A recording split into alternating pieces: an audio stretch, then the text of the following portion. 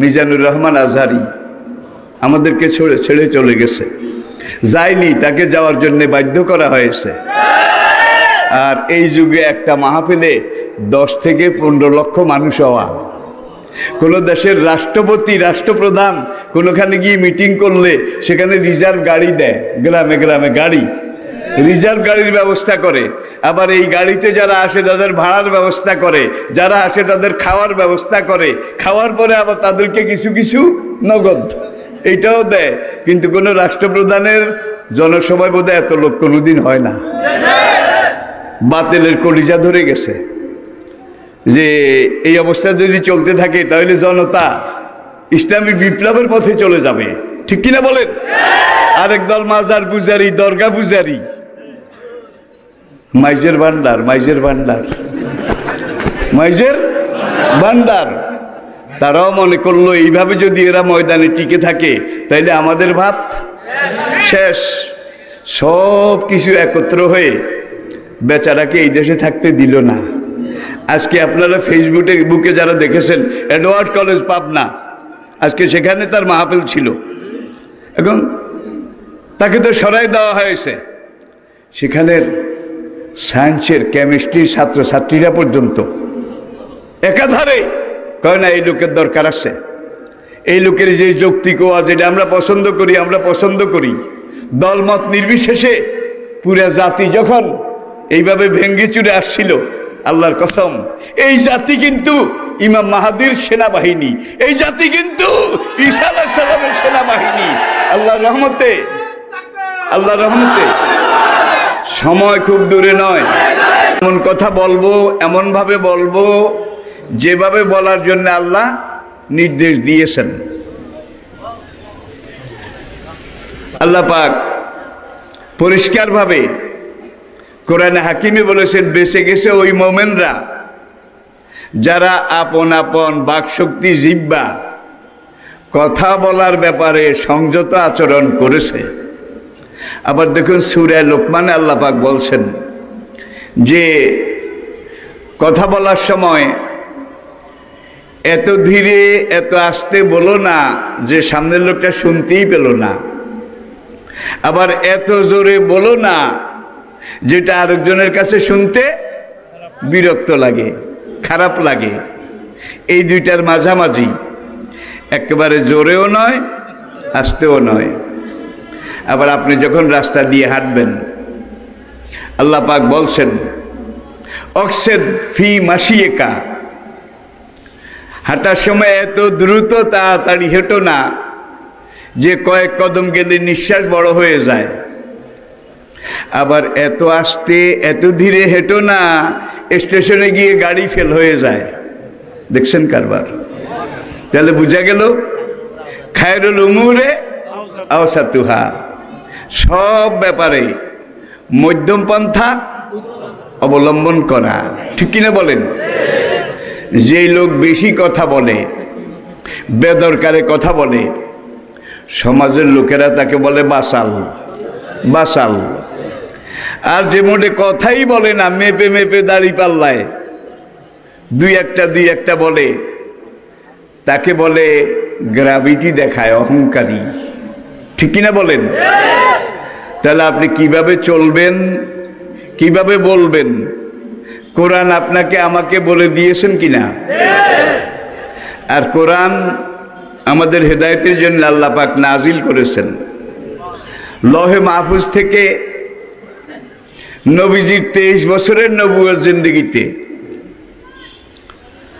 যখন যেখানে যেভাবে যতটুকুন দরকার ঠিক সেইভাবে 23 বছর পর্যন্ত বলবেন যে একবারে নাজিল করলেও তো হইতো, একবারে নাজিল করলে আবার এটা ওভারডোজ হয়ে যেত। মানুষ না খেলে মরে, বেশি খেলে বোধহয় মরে না কি? আজকে আমাদের সমাজে দেখুন, কেউ না খেয়ে মরছে আর কেউ বেশি খেয়ে অকালে মরছে, ঠিক কিনা বলেন? যার জন্য ইসলাম আমাদেরকে বলেছে তুমি যখন খেতে বসবে তখন পেটের ক্ষুধার অর্ধেক রুটি খানা এটা দিয়ে পরিপূর্ণ করবে, বাকি রইল কত? অর্ধেক। এইটা 4 আনা পানি, 4 আনা তাইলে খাদ্য এবং পানি মিলে 12 আনা, আর খালি আছে কদ্দুর? এই 4 আনা তুমি কাজকর্ম করার জন্যে, সংসারে চলার জন্য এটা খালি রাখো। আজকে তো অধিকাংশ লোকের প্রেশার, কারো ডায়াবেটিক, কারো এটা কারো সেটা। ডাক্তারের কাছে গিয়ে চেক আপ করাবার পরে ডাক্তার বলে খানা কম খাবেন, ভালো থাকবেন। কি খানা কম খাবেন, ভালো থাকবেন, ঠিক কিনা বলেন? তাই দেখেন, তোয়ামুল ওয়াহিদি ইয়াকফি লিল ইসনাইন, একজনের খানা 2 জন যদি ভাগ করে খায় তাইলে খানার জন্য এটাই যথেষ্ট। 2 জন খেলে দুজনে আধা পেট হবে, পানি খেলে পৌনে 1 পেট, পৌনে 1 পেট। এখন আসুন, এই কোরআন আপনার কথা কিভাবে বলবেন এটা আপনাকে আমাদেরকে শিখিয়েছে। রাস্তা কিভাবে চলবেন এটা আমাদেরকে শিখিয়েছে, ঠিক কিনা বলেন?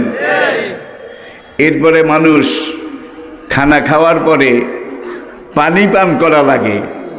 পানির অপর নাম জীবন। কুলু অশরাবু, খানা খাও, পানি পান করো। দেখছেন কারবার? ওলা তুসরেফু, একরে এমন খানা খেও না করে এই পর্যন্ত ফালাওলা এজা বালাগাতিল হলকুম, নিঃশ্বাস ফেলতে কষ্ট হয়, অভাব, অতিরিক্ত। এইটা খেলে তোমার লাভের চাইতে ক্ষতি বেশি হবে, ঠিক কিনা বলেন? শোয়ার কথা তো কোরআনে নাই, আছে? ঘুমের কথা আছে নাকি নাই? ওয়াজআলনা নাওমাকুম সুবাতা, তোমাদের জন্য আমি আল্লাহ পাক ঘুমকে বানিয়েছি ক্লান্তি বিদূরণকারী।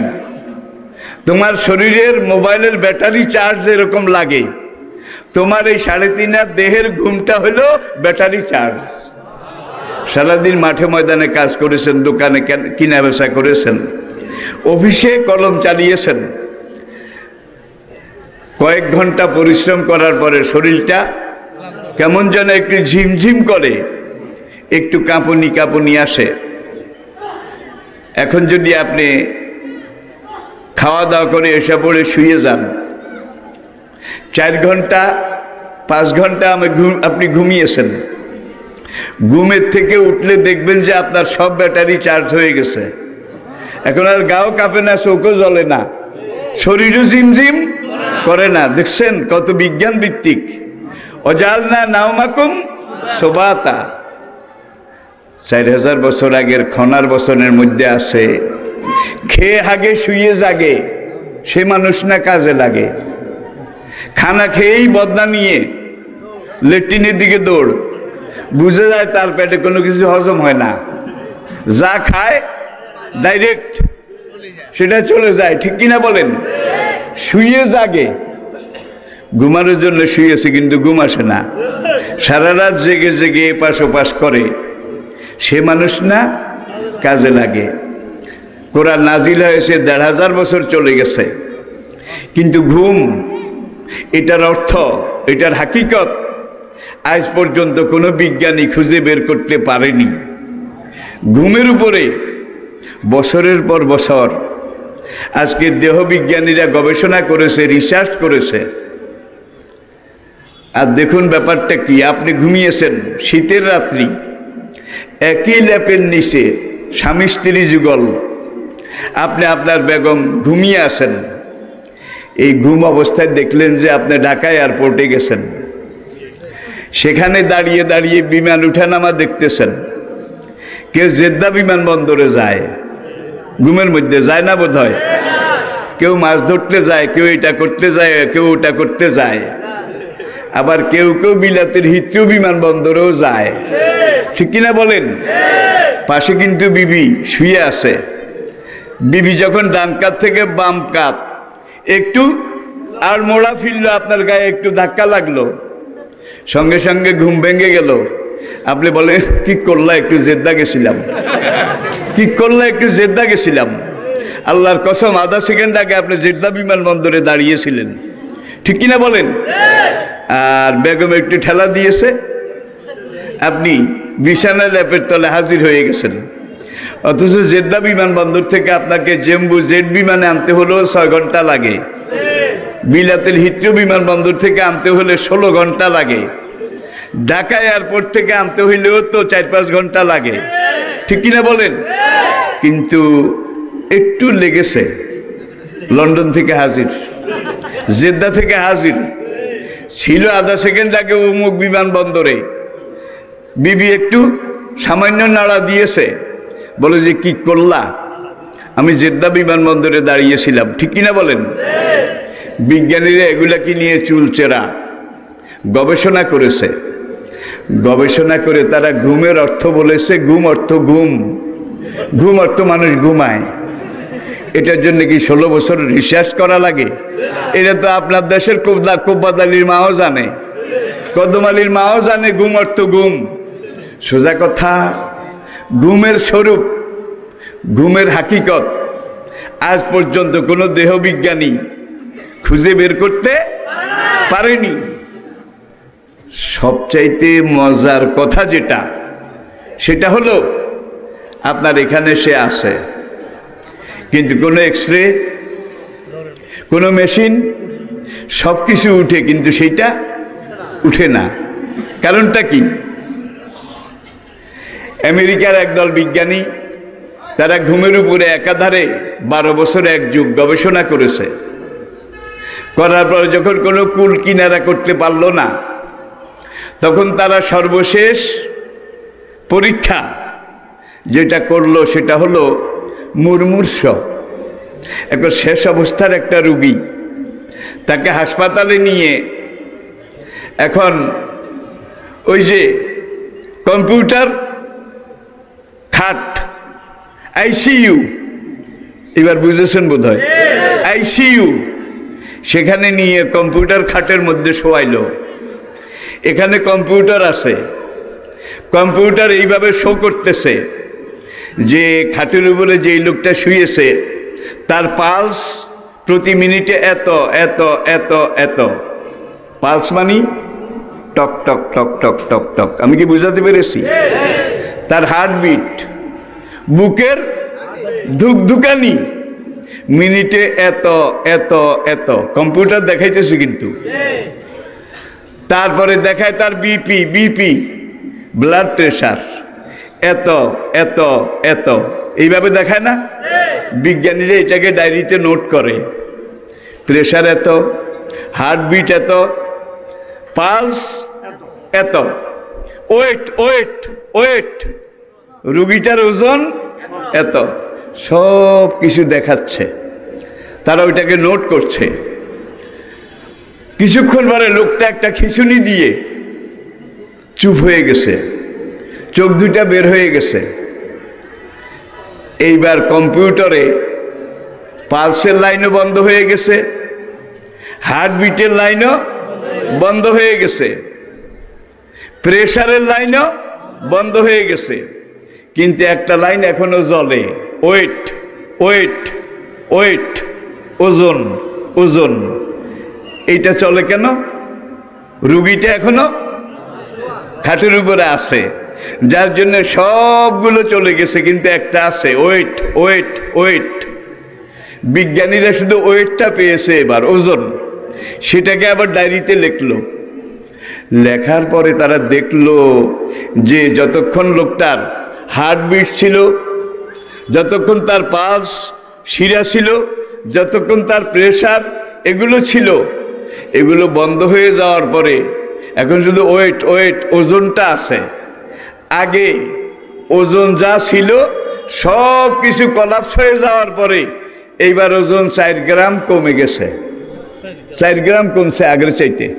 তারা বলল পেয়েছি, রুহের ওজন 4 গ্রাম, যেটা গেছে সেটা মাইনাস হয়েছে, রুহের ওজন 4 গ্রাম। তারা ডাক্তাররা একত্রে বসলো যে আমরা তো, কোরআন বলছে ওমা উতীতুম মিনাল ইলমি ইল্লা কালিলা, রূহ সম্পর্কে তোমাদের জ্ঞান খুবই সামান্য, অতি অল্প। আমরা রূহকে ধরতে পারিনি, কিন্তু মেপে ফেলেছি, রূহের ওজন 4 গ্রাম। সেখানের আবার কিছু বিজ্ঞানী তারা প্রতিবাদ করলো, এই কোরআন এমন কোরআন, 1500 বছর আগে একজন উম্মি নবীর উপরে সৃষ্টিকর্তা নাজিল করেছেন।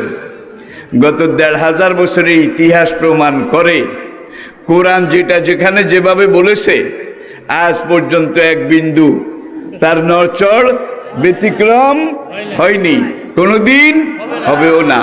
সুতরাং তোমরা রুহের ওজন 4 গ্রাম, এটা এখনই পত্রপত্রিকায় দিও না, সাংবাদিকদেরকে জানাইও না, পরে ধরা পড়ার ভয় আছে। তাহলে কি করা যায়? আরেকজন রুগী আনো, এটা নামাও, আরেকজন রুগী আনো। এবার ওই আইসিইউ বেডে আরেকজনকে এনে শোয়াইলো।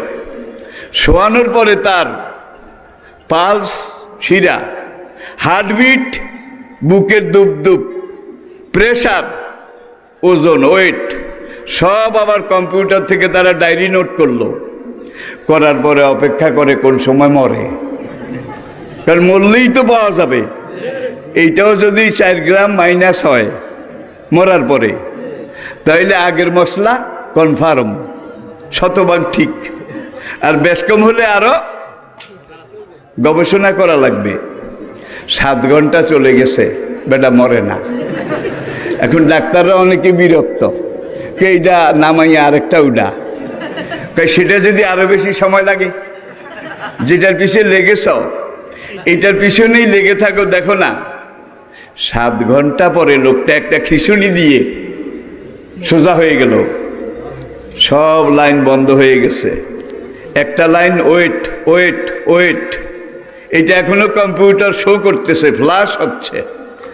দেখা যায় আগে যেই বেটা মরে গেছে, মরে যাওয়ার পরে তার ওজন 4 গ্রাম কমেছে, আর এই বেটা মরার পরে এই বেটার ওজন 7 কেজি বেড়েছে।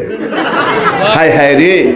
তখন ওই হুঁশিয়ার বিজ্ঞানীরা বলে, তোদেরকে না বলছিলাম কোরআন ছেলে খেলা নয়, কোরআনে অযৌক্তিক অবৈজ্ঞানিক একটা কথাও নেই, ঠিক কিনা বলেন?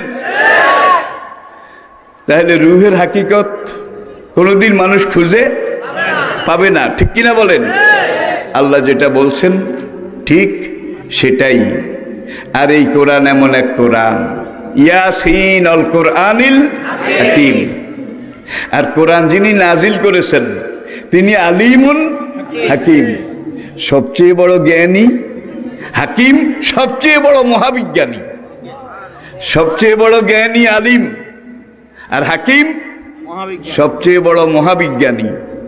ইয়াসিন আল কোরআনিল হাকিম, বিজ্ঞানময় কোরআনের কসম করে আমি আল্লাহ বলছি।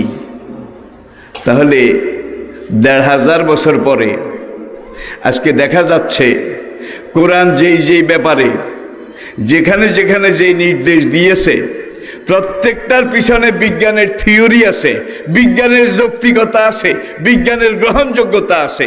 এটা এই জন্যে কোরআনে অবৈজ্ঞানিক অযৌক্তিক একটা কথাও নাই। একটু আগে আমার ভাই মোহতারাম মাওলানা বলেছে, এতশো আয়াত বিজ্ঞান সম্পর্কে, এত আয়াত শরীয়ত সম্পর্কে, এত আয়াত নবী রাসূলদের ঘটনা প্রবাহ এগুলো সম্পর্কে, ঠিক কিনা বলেন? এইভাবে ভাগ ভাগ করা হয়েছে। কিন্তু ইবাদত বন্দিগি এগুলার যে আয়াতগুলো আছে এগুলার পিছনেও বিজ্ঞান রিসার্চ করে গবেষণা করে এই সিদ্ধান্তে এসেছে। আজকের বিজ্ঞানীরা বলে প্রেশারের সবচেয়ে বড় ওষুধ মুসলমানের রোজা। দেখছেন, ডায়াবেটিকের সবচেয়ে বড় ওষুধ মুসলমানের রোজা। তাহলে বোঝা গেল কোরআন যতগুলো কথা বলেছে বিজ্ঞানের কোষ্ঠী পাথরে সবগুলো ইন্নাল্লাহা ইউহিব্বুত তাওয়াবিন ওয়া ইউহিব্বুল মুতাতাহহিরিন। এই আয়াতের ব্যাখ্যা দিতে গিয়ে নবী আমাদেরকে শিখিয়েছেন, তোমরা খাওয়ার আগে ভালো করে হাত ধুয়ে নাও, নাকি? সুন্নত, সুন্নত, হাত ধুয়ে নাও। কিসের হাত ধোয়া আর কিসের কি? আধুনিক কিছু লেখাপড়া করে কিছু মানুষ আল্ট্রা মডার্ন হয়ে গেছে, আল্ট্রা মডার্ন। তারা প্যান্টের পকেটে এইভাবে 2 লালা দি খানা শুরু করছে, ঠিক কিনা বলেন? এই খেতে খেতে খেতে খেতে তাদের এই আদোয়া হাত, এটার সাথে রোগ জীবাণু ভাইরাস তাদের পেটে ঢুকেছে। ঢুকে নানান রকমের অসুখ বিমার যখন সৃষ্টি হয়েছে, কিভাবে ঢুকলো রে, কিভাবে ঢুকলো রে? খাওয়ার আগে হাত ধোয় নাই, হাত ধোয় নাই। এখন তারা খাওয়ার আগে হাত ধোয়া এটা নির্দেশ দিচ্ছে। এমন সাবান আবিষ্কার করেছে টেলিভিশনে ওই সাবানের অ্যাডভার্টাইজ দেয়, খাওয়ার আগে এই সাবান দিয়ে হাত ধুইলে 10 রকমের জীবাণু থেকে রক্ষা পাওয়া যাবে, ঠিক কিনা বলেন? তাহলে গাধায় পানি খায় কিন্তু খাওয়ার আগে খালে নেমে গোলাইয়া দেয়, ঠিক কিনা বলেন? এখন তারা আবার বলে বিশ্ব হাত ধোয়া দিবস। দেখছেন কারবার, বিশ্ব হাত ধোয়া দিবস। তাহলে বোঝা গেল এটার মধ্যেও বিজ্ঞান আছে, এটার মধ্যেও সায়েন্স আছে, ঠিক কিনা বলেন? বাচ্চা যখন জন্ম নেয়, কোরআনে 2 জায়গায় আল্লাহ উল্লেখ করেছেন, হামলুহু ওয়া ফিসালুহু সালাসুনা শাহরা। বাচ্চা জন্ম নিলে মশলাটা জেনে নেন, বাচ্চা যদি একটা লিনান্থিন হালকা পাতলা হাড্ডি সাত দুর্বল হয় তাহলে 30 মাস পর্যন্ত দুধ খাওয়ানো যাবে। 30 মাস কত? 2.5 বছর। আর বাচ্চা যদি ওরকম দুর্বল না হয়, স্বাভাবিক হয়, মোটা তাজা হয়, তাহলে ফি আমাইনে 2 বছর পর্যন্ত দুধ খাওয়ানো যাবে। হানাফি মজাবে 2 বছর, শাফি মালিকি হাম্বলি মজাবে 2.5 বছর। তাহলে দোলটাই কিন্তু কোরআনে আছে, আছে কিনা বলেন? এটা কি গরু ছাগলের বাচ্চা নাকি? মায়ের দুধ চুষে চুষে খাবে? কি আনকালচার্ড, আনসিভিলাইজড গেও গ্রাম্য মানুষের কাম। গরুর বাচ্চা মায়ের দুধ চুষে খায়, ছাগল কুত্তা বিলাইয়ের বাচ্চা মানুষের দুধ চুষে খায়, আর এটা মানুষ, সে আবার মায়ের দুধ চুষে খাবে? এটা হয় না, এটা ছোটলোকি, আনকালচার্ড, আনসিভিলাইজড, অভদ্রতা। দুধকে ভালো করে বেঁধে টেঁধে শিকা দিয়ে করে টানাইয়া থো, আর বাচ্চাকে বোতলের দুধ খাওয়াও।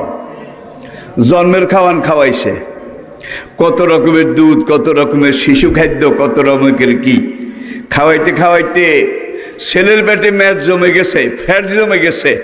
কোনো ছেলে বেশি মোটা হয়ে গেছে, কোনোটা একেবারে শুকিয়ে গেছে, ঠিক কিনা বলেন?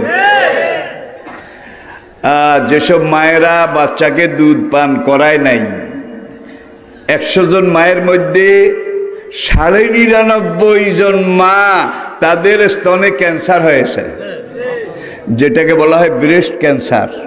ক্যান্সার হ্যাভ নো অ্যান্সার, ঠিক কিনা বলেন?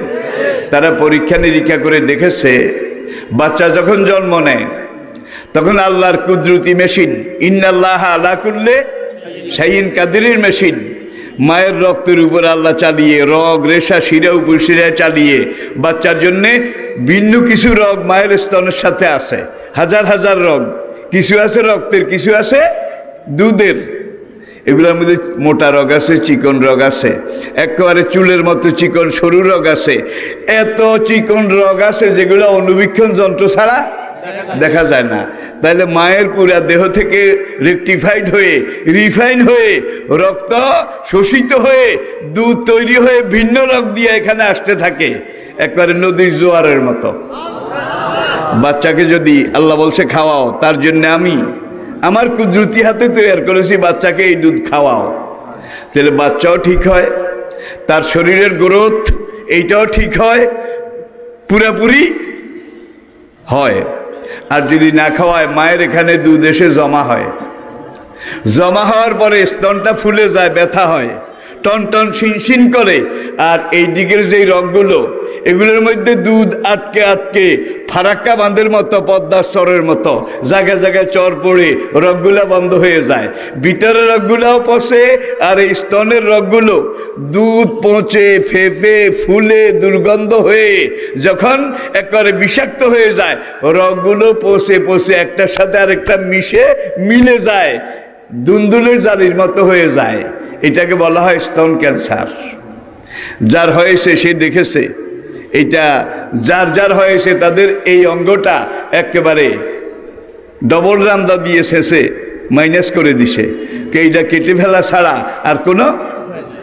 এখন 100 জন মায়ের মধ্যে 99 জন মায়েরও বেশি যারা বাচ্চাকে দুধ খেতে দেয় নাই, বোতল খাওয়াইছে, আর পাইকারিভাবে আল্লাহ মায়ের দুধে পচন ধরায় ক্যান্সার সৃষ্টি করে দিয়েছে।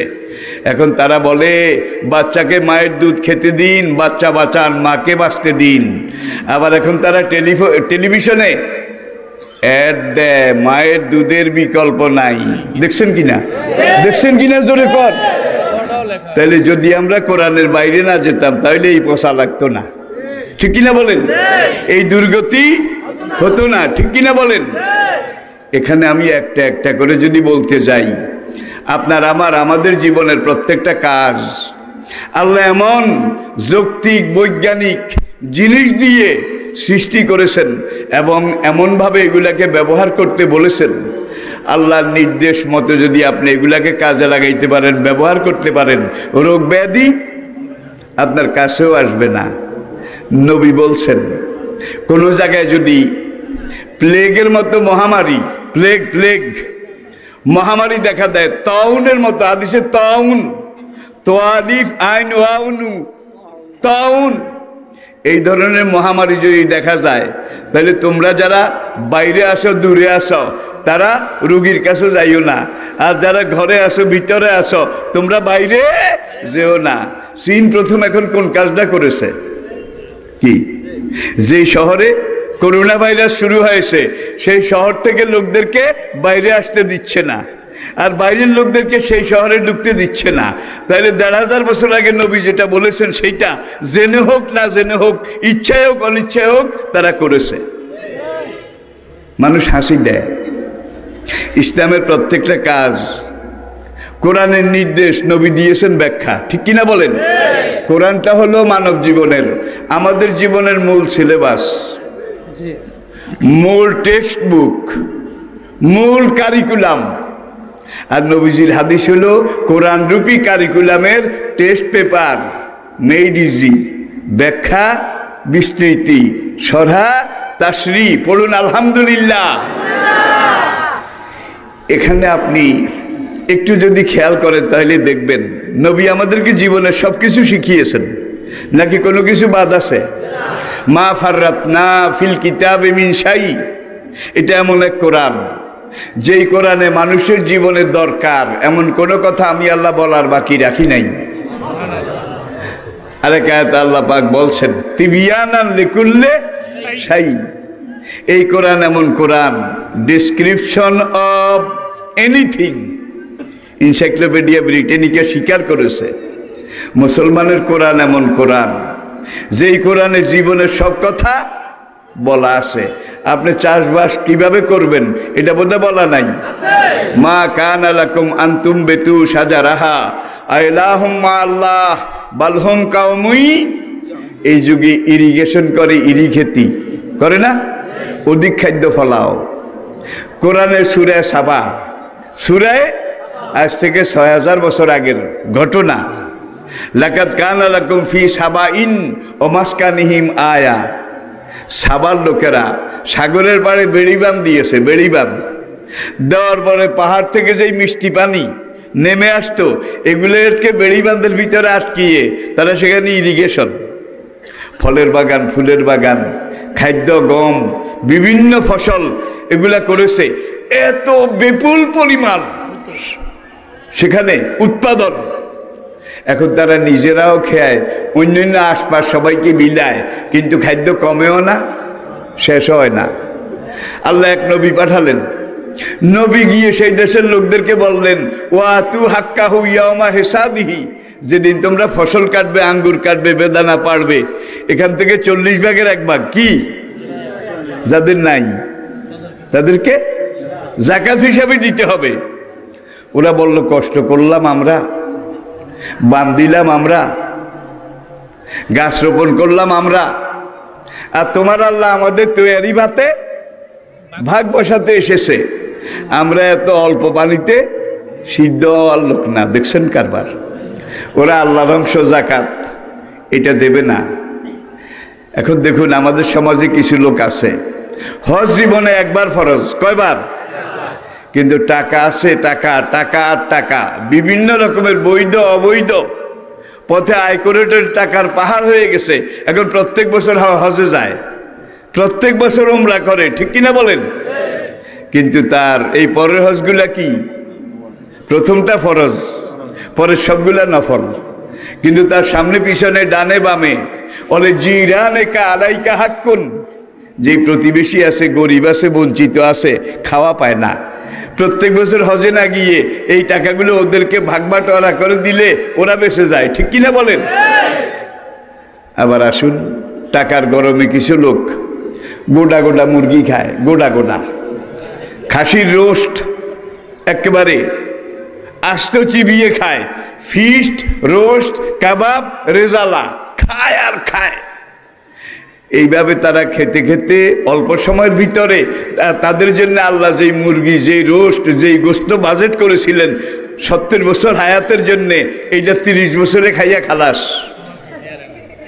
আর তার শাকসবজি এগুলো আল্লাহর কাছে কয় রব্বুল আলামিন তোমার বদলে আমারে খায় না, আমি কি দোষ করেছি, শুধু গোলা গোলা মুরগি খায়। আল্লাহ কয় শাকসবজি তুই ওসবর একটু সবর কর, গোস্তের মধ্যে ব্যারিকেড দিতে আসি আর শাকসবজি ওপেন করতে আসি। এখন দেখেন সকালে একটা টোস, একটা ডিমের ফোস, এর দূরে নাস্তা শেষ। কোনো মুরগি, কোনো ফিশ রোস্ট, টাকা আছে পয়সা আছে কিন্তু খেতে পারে না, ঠিক কিনা বলেন?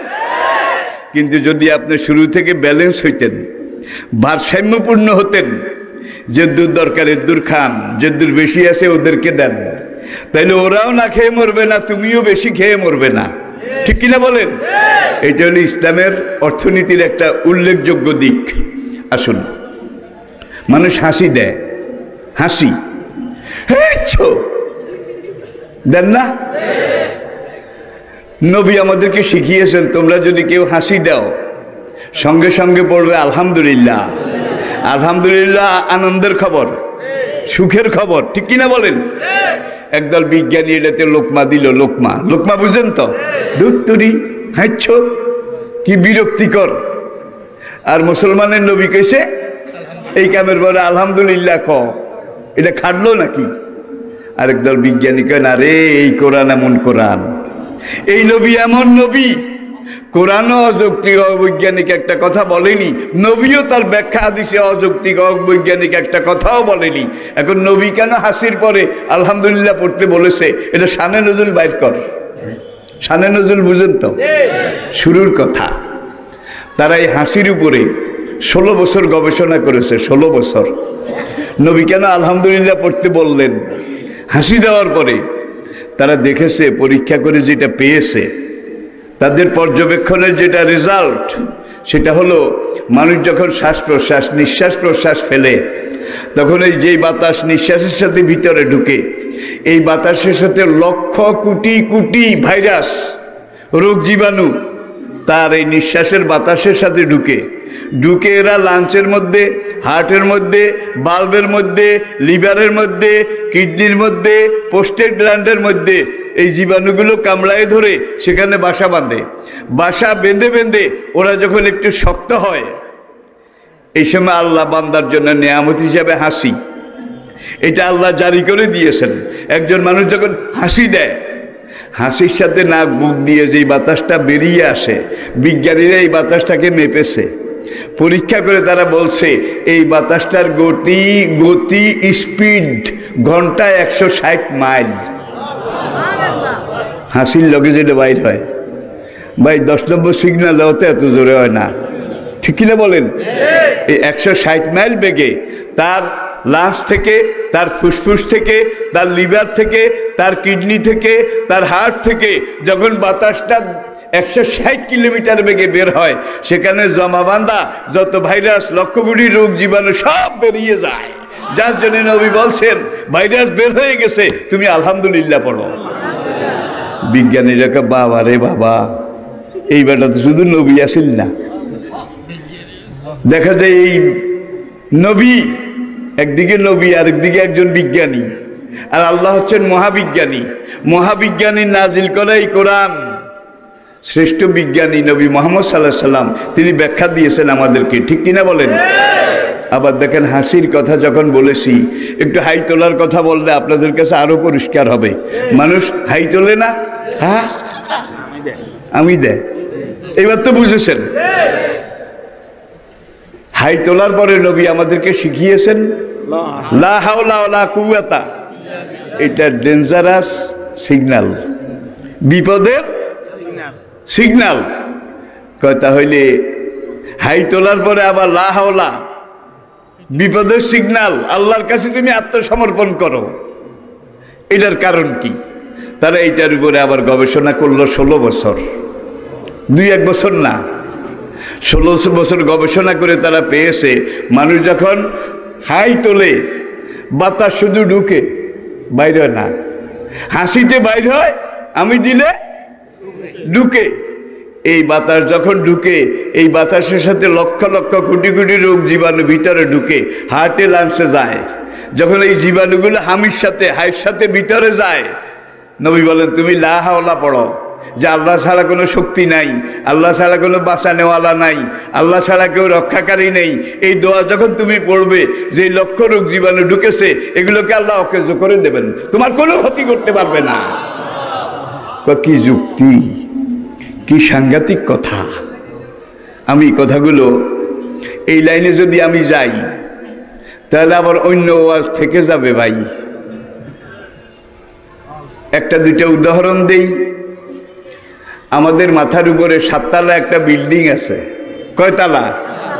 আল্লাযী খালাকা সাবা সামাওয়াতিন তিবাকা সুম্মা ইস্তাওয়া ইলাস সামাই ফাসাওয়াহুন্না সাবা সামাওয়াত ওয়া হুয়া বিকুল্লি শাইইন আলিম।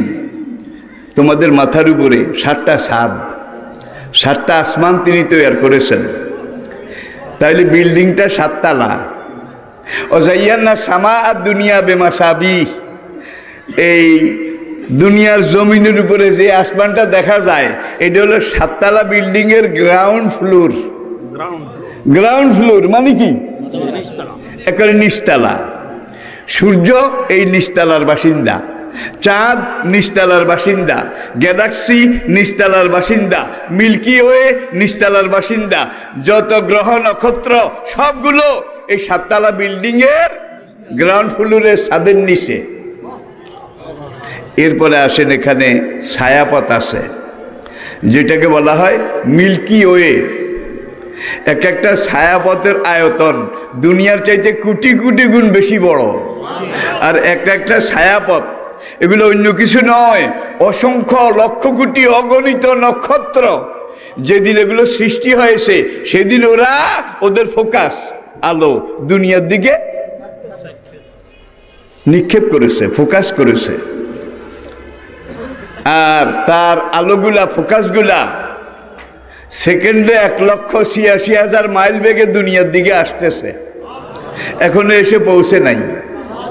কিয়ামত হয়ে যাবে, হয়তোবা পৌঁছবেও না। বিজ্ঞানীরা পরীক্ষা করে স্বীকার করেছে এই ছায়াপথ মিল্কি ওয়ে এর সংখ্যা আকাশে এত অগণিত, অফুরন্ত। সৃষ্টির প্রথম দিন থেকে কিয়ামত পর্যন্ত প্রত্যেক মানুষ যদি কয়েক কোটি করে ভাগ করে নেয়, বহু কোটি নেওয়ার বাকি থেকে যাবে। এরপরে আসেন গ্যালাক্সি। গ্যালাক্সি দূর আকাশের অনেক অনেক নক্ষত্র। আর দেখেন কোরআনে সূরা আছে দিশান। দিশান কি? আশ-শামস। আশ-শামস সূরা আছে কিনা? সূরা আছে দিমুন, আল কামার। সূরা আছে নক্ষত্র, আর নাজম। ঠিক কিনা বলেন? আর এগুলোর মধ্যে আল্লাহ সূর্য বলেন, চাঁদ বলেন, নক্ষত্র বলেন। ওয়াশ-শামসি ওয়া দুহাহা ওয়াল কামারি ইযা তালাহা। এমন একদিন আসবে যেদিন নক্ষত্রগুলো তাদের আলো উজ্জ্বল্য হারিয়ে ফেলবে। ইযা বারাকাল বাসারু ওয়া খাসাফাল কামারু ওয়া জুমিআ আশ-শামসু ওয়াল কামারু ওয়া ইয়াকুলুল ইনসানু ইয়াওমাইযিন আইনাল মাফারু। এবার একটু নোয়াখালীর কথা কই। কি ভাই? মোমিনপুর আমাদের গ্রামের পূর্ব দিকে। আমাদের ছোটকালে বন্ধু বান্ধব বলতো যে মোমিনপুর হলো চোর কান্দি, চোরের কান্দিয়ারি।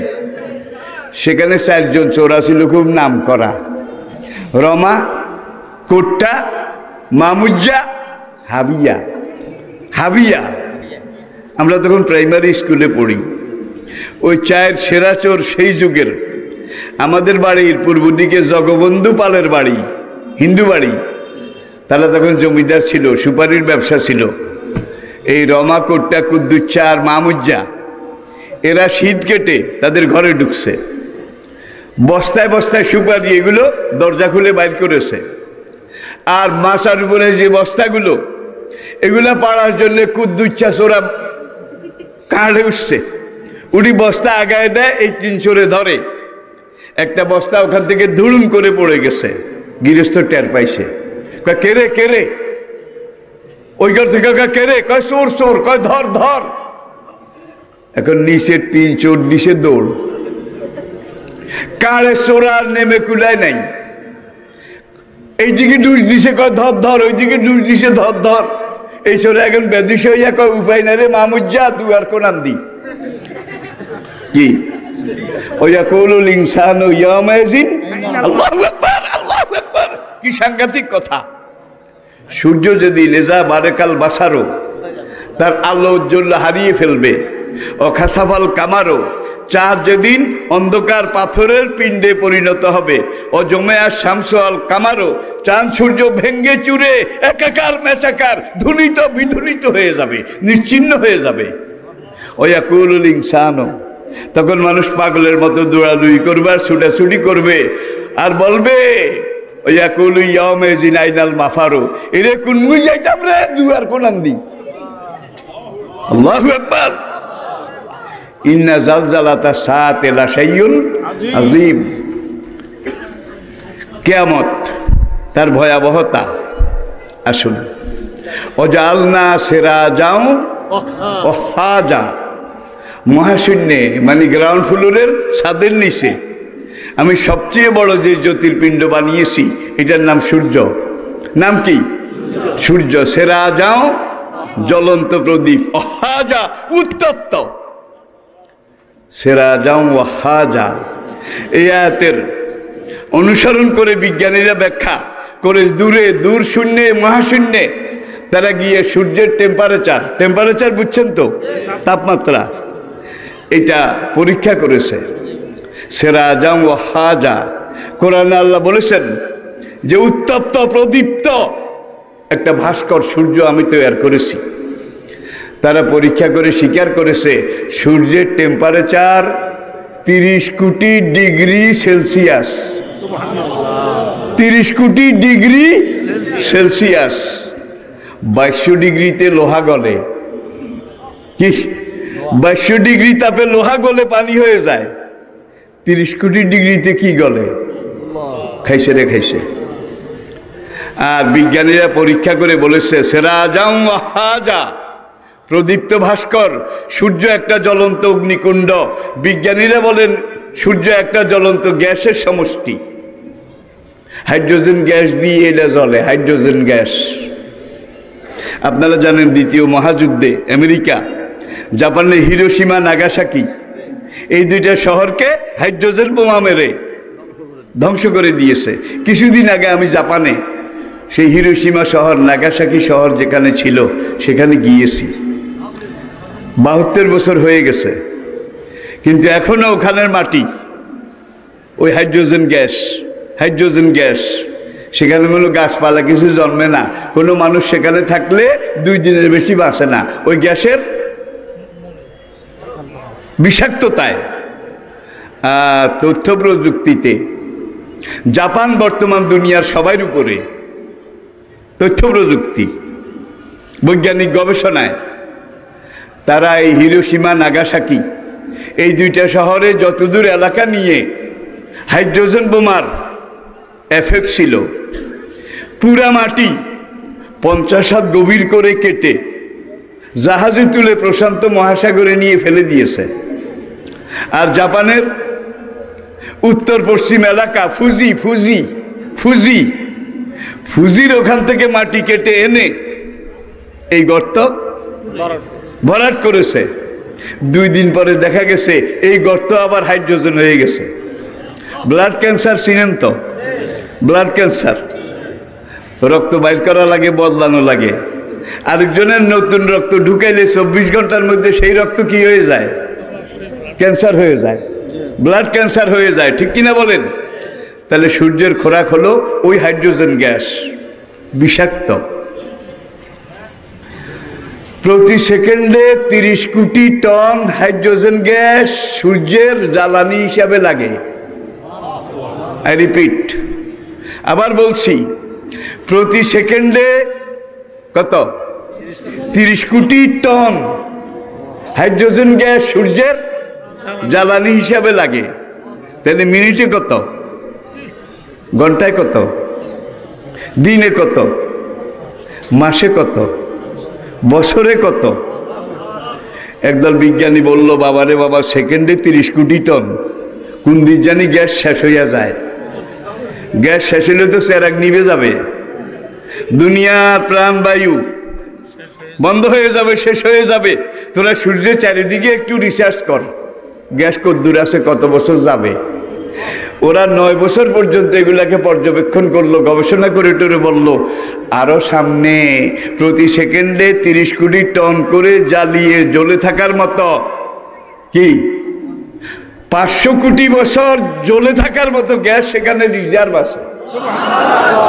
500 কোটি বছর আরো সামনে সেকেন্ডে 30 কোটি টন করে জ্বালিয়ে জ্বলে থাকার মতো গ্যাস মজুদ আছে।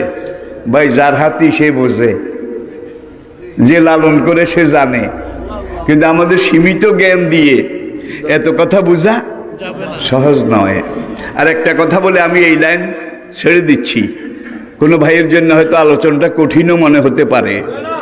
আচ্ছা, কোনোখানে যদি আগুন লাগে তাহলে সেখানে বিস্ফোরণ হয়, ঠুসঠাস হুডিনি ঠুসঠাস ফুসফাস, টিন ছুটে, গাছ ছুটে, এইটা ছুটে, ওইটা ছুটে, আগুনের গোল্লা ধুমার সাথে বেরিয়ে যায়, ঠিক কিনা বলেন? বিস্ফোরণ। আর সেকেন্ডে 30 কোটি ডিগ্রি সেলসিয়াস যে তাপমাত্রা, সূর্যটা হাইড্রোজেন গ্যাসে জ্বলছে, প্রতিনিয়ত ফুসফাস ঠুসঠাস কোটি কোটি কোটি কোটি গ্যাসের বিস্ফোরণ সেখান থেকে পৃথিবীর দিকে আসে, সব হাইড্রোজেন গ্যাস। সূরা আম্বিয়া 32 নম্বর আয়াত, রিপিট, আবার বলছি, সূরা আম্বিয়া 32 নম্বর আয়াত। আয়াতের নম্বর এই জন্য বলেছি, বাড়িতে গিয়ে আপনারা আয়াতের তাফসিরটা যেন দেখে নিতে পারেন, আয়াতের তাফসিরটা যেন দেখে নিতে পারেন। তো সূরা আম্বিয়ার 32 নম্বর আয়াতে আল্লাহ পাক বলছেন, তোমাদের মাথার উপরে আমি আল্লাহ একটা অদৃশ্য ছাদ তৈরি করেছি, অদৃশ্য ছাদ, যেই ছাদটা তোমাদেরকে মহাশূন্যের অগ্নিপিণ্ড, অগ্নিগোলক এবং বিস্ফোরণ থেকে রক্ষা করে। অদৃশ্য ছাদ কি? কোরআন তো মিথ্যা বলে নাই। এখন বিজ্ঞানীরা এটাকে পরীক্ষা নিরীক্ষা করে স্বীকার করেছে যে মহাশূন্যে জমিন থেকে উপরের দিকে প্রথম 100 মাইল, কত? 100 মাইল, 150 কিলোমিটার। এটার নাম হলো গ্রিন হাউস এফেক্ট। কি নাম? Green house effect. এই 100 কিলোমিটার, 150 কিলোমিটার, 100 মাইল উপরে গেলে সেখান থেকে আরেকটা স্তর, সেটা আরেক রকম, সেটাও 100 মাইল পুরু, সেটার নাম ওজোন স্তর। কি নাম? আই রিপিট, নিচেরটা হলো গ্রিন হাউস এফেক্ট আর উপরেরটা হলো ওজোন স্তর। সূর্য থেকে যখন লক্ষ কোটি বিস্ফোরণ আর হাইড্রোজেন গ্যাসের গোল্লা পৃথিবীর দিকে পড়তে থাকে, তখন ওজোন স্তর আর গ্রিন হাউস এফেক্টের এখানে আসলে এটার মধ্যে আল্লাহ এমন এক শক্তি দিয়ে রাখছে, ওই শক্তি এই গ্যাসগুলোকে নষ্ট করে দেয়। এরপরে আসেন অনেক নক্ষত্র, যেগুলো জ্বলে জ্বলে শেষ হয়ে গেছে, এখন আর আলো নাই। এগুলো বড় বড় পাথর। আর এমন এমন নক্ষত্র আছে যেটা দুনিয়ার চাইতে 1000 গুণ, লক্ষ গুণ বড়, যেগুলোর আলো নিমে গেছে, এখন আর জ্বলে না।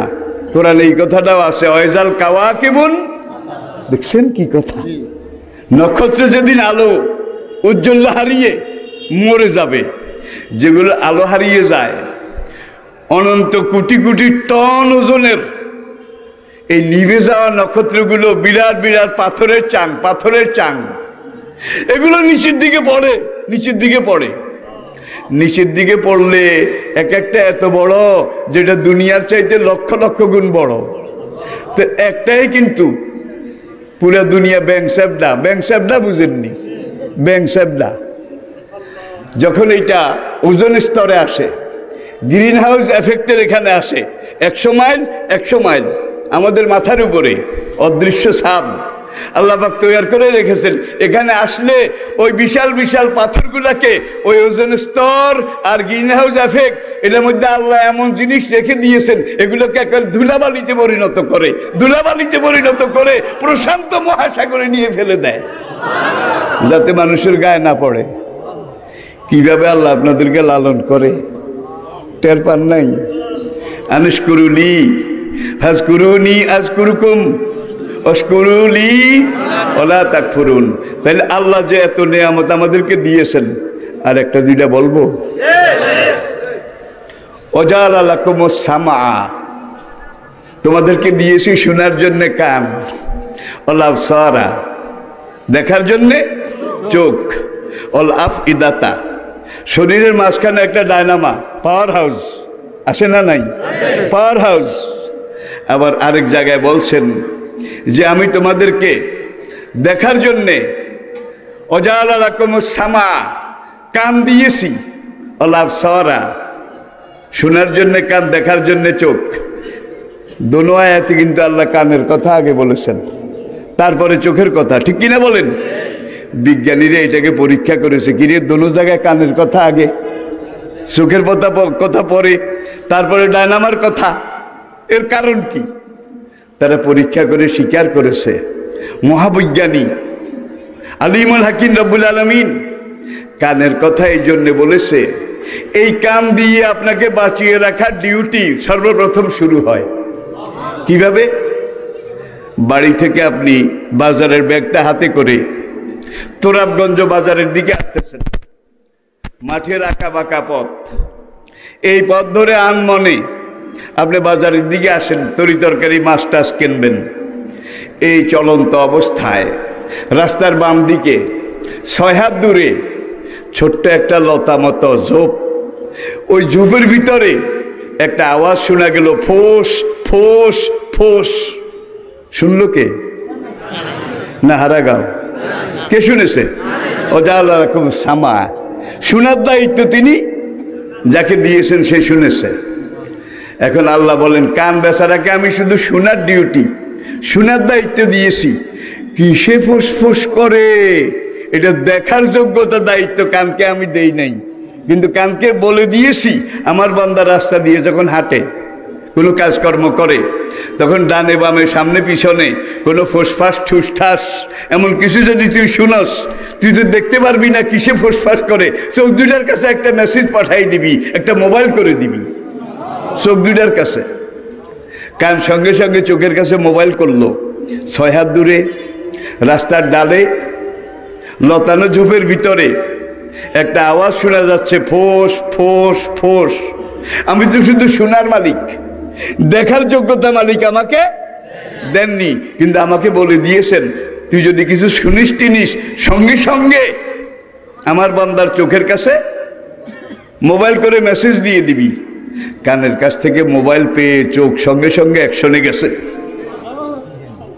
দেখে যে কুচকুচে কালো, 22 মাসের চাইতে মোটা, পিছলা পিছলা শরীর, 4 হাত লম্বা, জোবের মধ্যে এইভাবে পেঁচিয়ে দলা পাকায় আছে, মাথাটা এইভাবে উপরের দিকে তুলে চ্যাপটা করে জিভ লক লক করে। বুঝেছেন বোধ হয়? চোখ বেচারা শুধু দেখতে জানে, কিন্তু জিনিসটা ভালো না মন্দ, দোস্ত না দুশ্মন, এটা বিবেচনা করার ক্ষমতা কিন্তু আল্লাহ চোখকে দেন নাই। কিন্তু চোখকে বলে দিয়েছেন, কান যদি তোর কাছে কোনো মেসেজ টেসেজ পাঠায়, মোবাইল টোবাইল করে, খবর টবর দেয়, সঙ্গে সঙ্গে তুই অ্যাকশনে যাবি। অ্যাকশনে গিয়ে যেই জিনিসটা দেখবি, এটার আকার, সুরত, আকৃতি এই হেড অফিসে, জেনারেল হেডকোয়ার্টারে একটা মোবাইল করে মেসেজ পাঠিয়ে দিবি। চোখ দেখছে এইভাবে এইভাবে এইভাবে আসে, জিভ লক লক করে। এখন চোখ তো যে চিনে না ভালো না মন্দ, এখন চোখ যখন ব্রেইনের কাছে মোবাইল করে দিল, ব্রেইন বোধহয় সাপ দেখছে। সবাই বলে না, ব্রেইন বোধহয় সাপ দেখছে। সে চোখের কাছ থেকে মোবাইল পাইছে, এই এই এরকম, এই এরকম যদি হয় তোর জন্মের শত্রু, একবার যদি কামড় দেয় আর বাঁচা লাগবে না। সেই বিলাতে দেখেছি, লন্ডন জুতে the most dangerous snakes of the world, দুনিয়ার সবচাইতে বিষাক্ত মারাত্মক সাপ। তার মধ্যে এক জাত আছে আফ্রিকান কোবরা, আরেক দল বাংলাদেশি অ্যান্ড ইন্ডিয়ান কোবরা। যদি কাউকে কামড় দেয় 4 মিনিট থেকে 24 মিনিট কাম শেষ, ব্যবস্থা যদি নেওয়া না যায়। ঠিক কিনা বলেন? এখন ব্রেন সঙ্গে সঙ্গে সিদ্ধান্ত নিল, তোর জন্মের শত্রু খেপে গেলে কিন্তু দৌড়ে এসে তোকে আক্রমণ করবে। এখন লাঠি লওয়ার দরকার। লাঠি লওয়ার মালিক কিন্তু আবার আরেকজন। ব্রেন হাতের কাছে মেসেজ পাঠিয়ে দিলে, লাঠি লও তাড়াতাড়ি। লাঠি টাঠি তো নাই, উত্তর কোন সময় আবার এটা গায়ের দিকে ছুটে আসে। লাঠি যখন নাই, এবার দৌড় দেওয়ার দরকার। দৌড় দেওয়ার মালিক আবার এই দুইটা।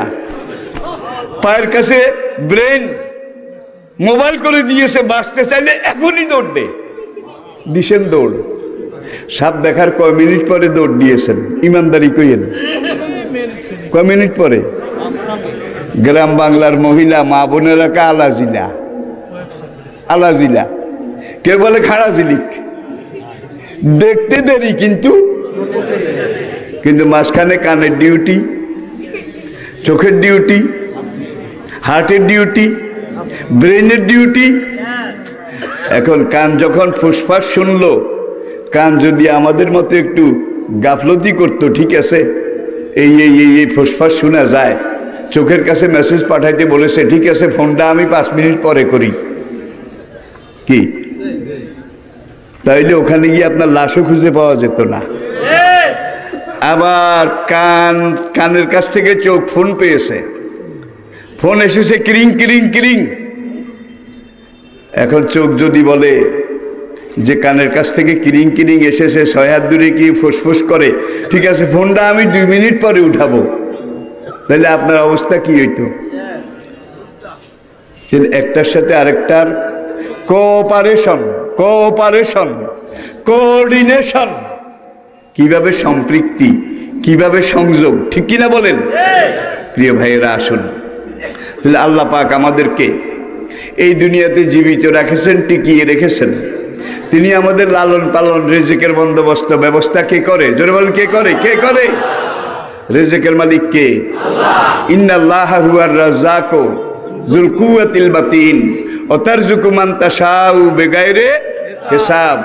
কুল মা ইনদাল্লাহি খায়রুম মিনাল লাহবি ওয়া মিনাত তিজারা আল্লাহু খায়রুর রাজিকিন ওয়া মা মিন দাব্বাতিন ফিল আরদি ইল্লা আলাল্লাহি রিজকুহা।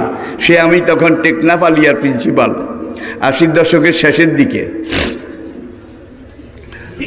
একদিন সকালে খবর পেলাম যে মাদ্রাসার লাগোয়া পশ্চিম দিকে পাহাড়, তার লাগোয়া পশ্চিমে বঙ্গোপসাগর। খবর পেলাম যে বিশাল একটা মাছ গত রাতে সাগরের চড়ায় আটকা পড়েছে। সাগরে অমাবস্যার জো ছিল, পানি বেশি ছিল। এই অমাবস্যার জোর পানিতে বড় ছোট মাছ তারা চড়তে চড়তে হাঁটতে হাঁটতে একেবারে পাহাড়ের ডালের কাছে চলে এসেছিল। হঠাৎ করে ভাটা লেগে গেল। আর বঙ্গোপসাগরের জোয়ার ভাটায় কিন্তু তেমন সময় লাগে না। ভাটায় যখন পানিগুলো নেমে গেল, ছোট মাছগুলো পানির সাথে নেমে গেল, বড় সাইজের একটা মাছ নেমে কুলায় নেই, সেটা চড়ায় আটকা পড়ে গেল। এটা আমার চোখের দেখা ঘটনা বলছি। কতক্ষণ ছটফট করে সেটা মরে কাত হয়ে পড়ে থাকলো। পরের দিন সকালে আশপাশের গ্রামের গরিব ছেলে মেয়ে, গরিব মানুষ, তারা শামুক, ঝিনুক এগুলা সংগ্রহ করার জন্যে সাগরের পাড়ে আসলো। আর জোয়ারের সাথে শামুক, ঝিনুক বিভিন্ন রকমের এগুলো আসে, তারা এগুলো সংগ্রহ করে ধুয়ে টুয়ে মালা বানায়। এই মালা পর্যটকেরা কক্সবাজার গেলে কিনে আনে, এগুলা দিয়ে এক একটা পরিবার চলে। অন্যান্য দিনের মতো ওরা সকালবেলা আসলো, শামুক ঝিনুক এগুলো সংগ্রহ করে। যেতে যেতে যেতে সামনে গিয়ে দেখে যে সামনের দিকে একটা বিশাল কুচকুচে কালো, নিকশ কালো একটা পাহাড় দেখা যায়। পাহাড়টার এক মাথা উপরের পাহাড়ের সাথে লাগানো, আরেক মাথা সাগরের পানিতে। এবার কেউ কেউ ভয় পাইল, কয় কুদরতি পাহাড়, কেউ বলল কেরামতি পাহাড়।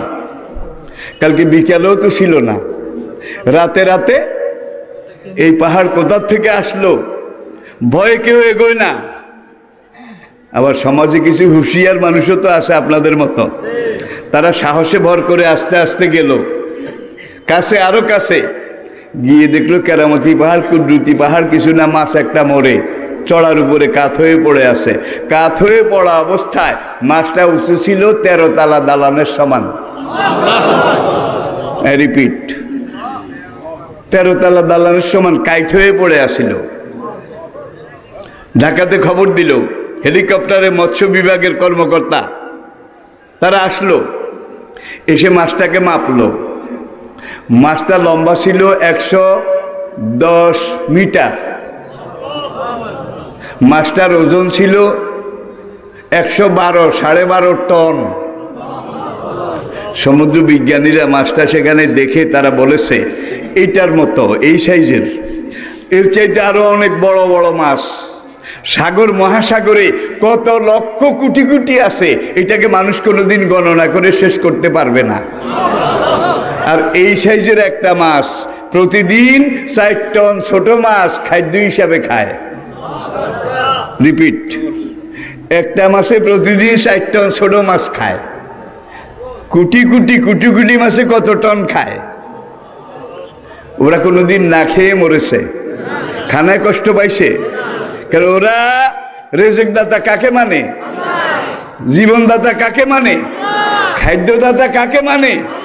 আমরা বিবেকবান, বিবেকের উপরে মহিয়ান সম্রাট, আশরাফুল মাখলুকাত, সবচেয়ে বুদ্ধিমান প্রাণী, কিন্তু আমরা আল্লাহর কাছে রেজেক চাই কিছু মানুষ। আবার কিছু মানুষ আছে রেজেক চায় খাজা বাবার কাছে, কিছু মানুষ আছে মরা বাবার কাছে, কিছু মানুষ আছে ল্যাংটা বাবার কাছে।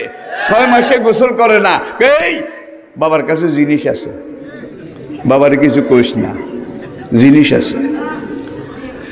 নামাজ রোজার বালাই নেই, আল্লাহর দিনের কাছেও নাই, 6 মাসে একবার গোসল করে না।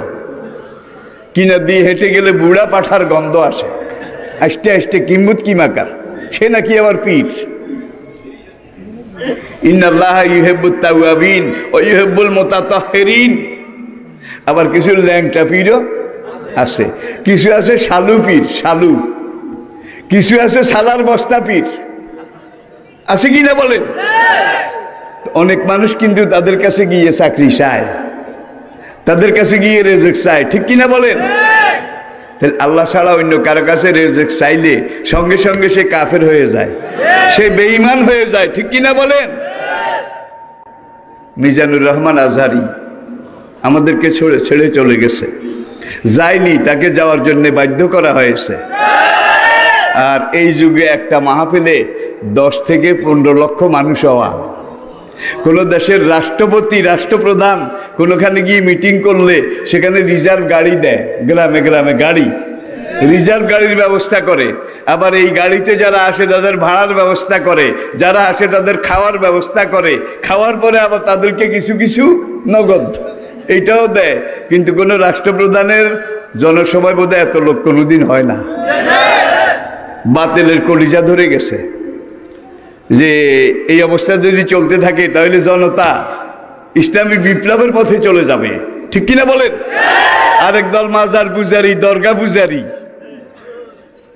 মাইজের ভান্ডার, মাইজের ভান্ডার, মাইজের ভান্ডার, তারাও মনে করলো এইভাবে যদি এরা ময়দানে টিকে থাকে তাইলে আমাদের ভাত শেষ। সব কিছু একত্র হয়ে বেচারাকে এই দেশে থাকতে দিল না। আজকে আপনারা ফেসবুকে বুকে যারা দেখেছেন, এডওয়ার্ড কলেজ পাবনা, আজকে সেখানে তার মাহফিল ছিল, এখন তাকে তো সরাই দেওয়া হয়েছে।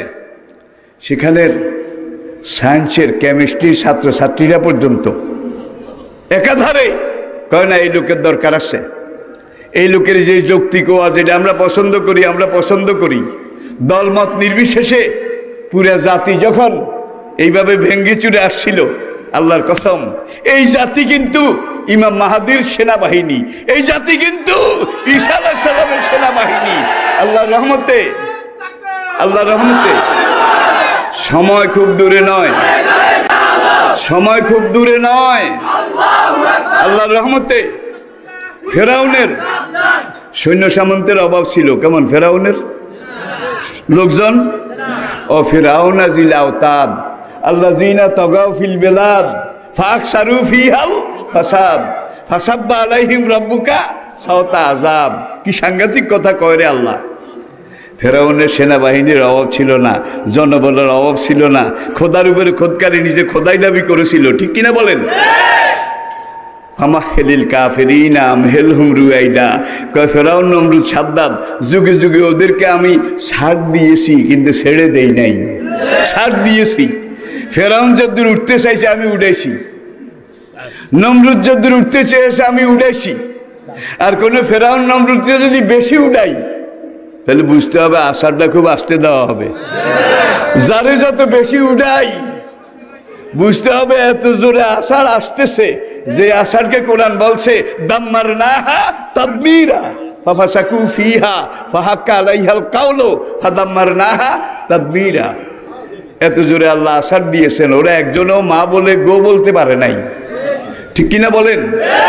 তাহলে আল্লাহ রহমতে একবিংশ শতাব্দী ইসলামের শতাব্দী, বর্তমান শতাব্দী ইসলামের শতাব্দী। হাদিসে ইমাম মাহাদি ঈসা আলাইহিস সালাম সম্পর্কীয় বুখারী, মুসলিম, তিরমিজি, আবু দাউদ, ইবনে মাজাহ, নাসাই এই ৮৬টার প্রত্যেকটা কিতাবে ২৬ জন সাহাবীর রাওয়ায়াত, ২৬ জন সাহাবীর বর্ণনা। রাওয়ায়াতে ইমাম মাহাদি ঈসা আলাইহিস সালামের আসার ৭০টা লক্ষণ বলা হয়েছে, ৭০টা। তার মধ্যে ৬৫টা হয়ে গেছে, ৫টা মাত্র বাকি আছে। তাহলে আমি নির্দ্বিধায় নিঃসংকোচে বলতে পারি ইমাম মাহাদি আপনার ঘরের দরজায়, দাজ্জাল আপনার উঠানে, আর ঈসা আলাইহিস সালাম আপনার বাড়ির দরজায়, একেবারে মুখামুখি। বুখারীর হাদিসে, মুসলিমের হাদিসে আল্লাহ রাসূল ইরশাদ করেছেন যে দাজ্জাল সে যখন দুনিয়াতে আসবে